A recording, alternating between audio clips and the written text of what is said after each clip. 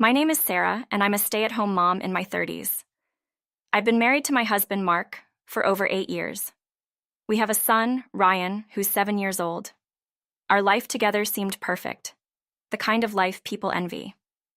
We lived in a spacious suburban home, had a comfortable routine, and appeared to be the picture of happiness. But recently, something started to feel off. There was a shift that I couldn't ignore, a distance between Mark and me that I couldn't explain. It all started when Mark began working longer hours. At first, I didn't think much of it. After all, he's the breadwinner, and he's been under pressure at work for a while now. But then, the late nights turned into weekends away on business trips, followed by more unexplained absences.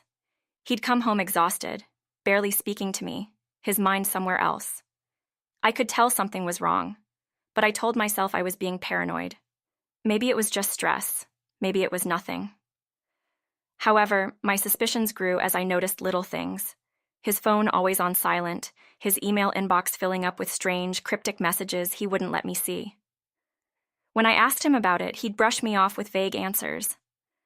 "Work's been crazy, Sarah. You know how it is." He'd say that with a half smile, but it didn't feel genuine anymore. It wasn't until one afternoon, when Ryan came running into the living room with his usual excitement, that I first heard the words that would change everything. "Mom, guess what I saw today?" he exclaimed, grinning widely. I looked at him, curious. "I saw Uncle Mark with a lady at the park." My heart skipped a beat. "Uncle Mark?" I repeated, trying to make sense of what he was saying. "What do you mean?" Ryan didn't seem to notice the panic that was rising inside me. "Yeah, they were holding hands and talking. I thought it was funny because I never see them together like that." He giggled, unaware of the storm he had just stirred. I froze. Mark, holding hands with another woman? My mind raced. I knew something was wrong, but I hadn't been prepared for this. I tried to keep my cool. "Are you sure it was Uncle Mark?" I asked, my voice trembling slightly. "Yep, I'm sure." Ryan nodded enthusiastically. They were laughing too. It was nice to see him so happy. I tried to smile at him, but my stomach was churning. "Okay, sweetie. Thanks for telling me," I said, my voice quieter than usual. I needed time to process this, to figure out what was going on. That evening, I decided to confront Mark. When he came home late as usual, I had to ask. "Mark, is there something you're not telling me? Ryan saw you today with a woman. Who is she?" He stopped in his tracks, looking caught off guard, but quickly recovered his composure. "Sarah, it's nothing. Just a colleague. We're working on a project together, and we were discussing some ideas at the park. That's all." His response didn't sit right with me.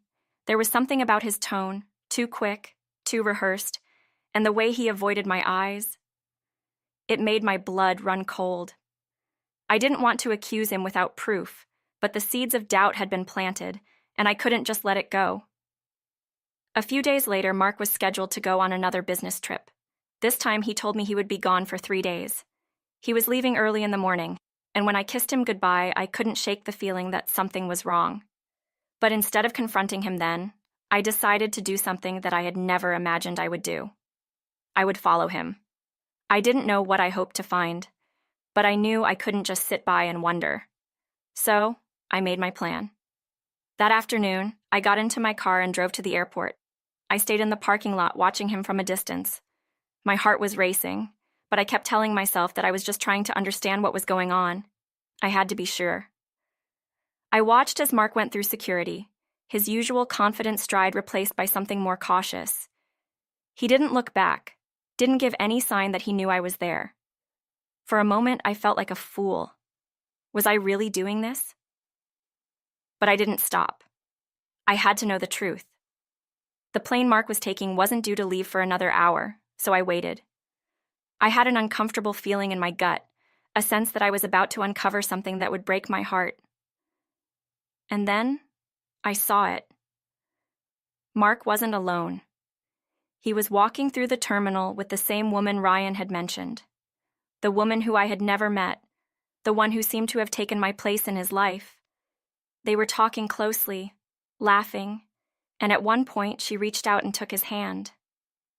I couldn't believe my eyes. It was happening right in front of me.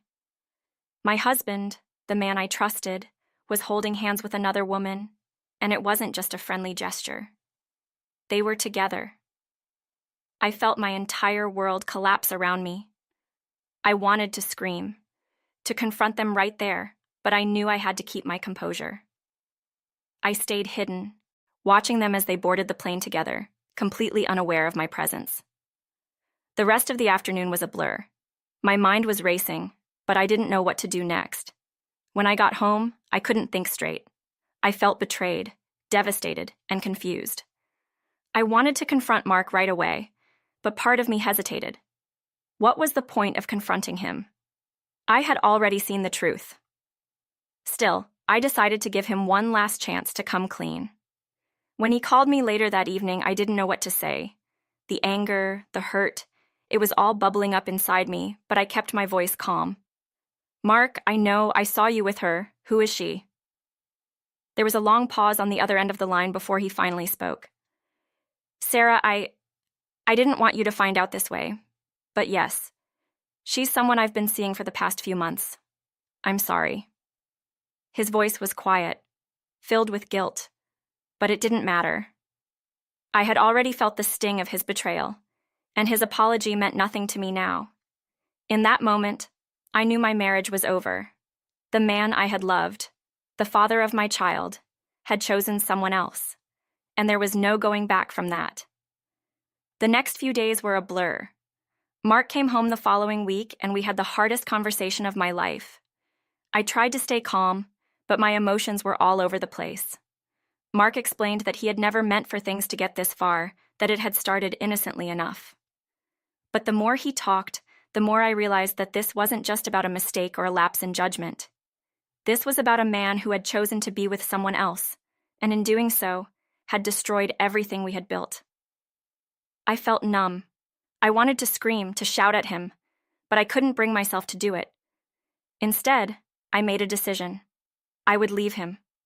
The hurt was too much, the betrayal too deep. I couldn't be with someone who had hurt me this way. But the hardest part wasn't leaving him. It was telling Ryan. Ryan loved his father, and I couldn't bear to think about how this would affect him. But as I sat down with him and explained that things between his dad and me were no longer working, I saw the confusion and sadness in his eyes. It broke my heart, but I knew it was the right thing to do. In the weeks that followed, things between Mark and me were strained. We filed for divorce, and Mark moved out of the house. But it wasn't easy. There were moments when I still wanted to pick up the phone and call him, to ask if we could fix things. But deep down, I knew that the damage was done. I never saw the woman Mark had been seeing again. I found out later that she had moved to another state, away from the mess they had created. And as for Mark, his life took a sharp turn. He had been seriously injured in a car accident shortly after we separated, and the doctors told him he would never walk again. His life had been shattered in ways I couldn't have imagined. When I went to visit him in the hospital, I couldn't decide what I felt. Part of me felt sorry for him, seeing him lying there helpless, but another part of me was angry. He had destroyed so much, and now he was paying the price. He had lost everything: his family, his health, his future. And the worst part was, he had done it all to himself. Months went by, and eventually I found myself moving on. I focused on rebuilding my life, finding joy in the small things again. It wasn't easy, but I had my son to think about. Mark would always be a part of my past, but I wasn't going to let him define my future. I was stronger than I thought. As for Mark, he never really recovered from his choices. I heard he moved back to his parents' house and lived there, away from the life he once had. I didn't feel sorry for him anymore. The man I had loved was gone, and in his place was someone I didn't recognize. But I had learned an important lesson. Life is unpredictable, and sometimes the truth comes at a cost. And sometimes the cost of truth is everything you thought you knew about love and trust. But that's life. It keeps moving forward, whether you're ready or not.